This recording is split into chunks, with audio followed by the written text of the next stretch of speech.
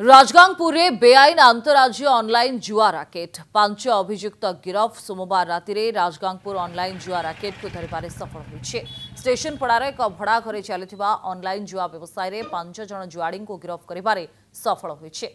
सेमानकोठु विपुल परिमाण रे electronic gadget जबत करा जायछि, जोंथरे विभिन्न ब्रांड रो 19 स्मार्टफोन, 2टी लैपटॉप, एकाधिक सिम कार्ड राजगांगपुर पुलिस जबत करिछे।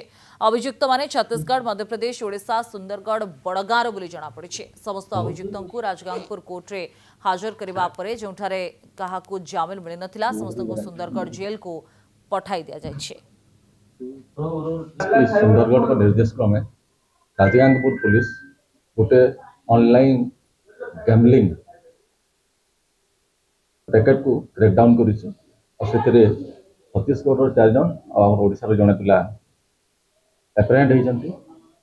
सेमाने विभिन्न online game like Mahadev app,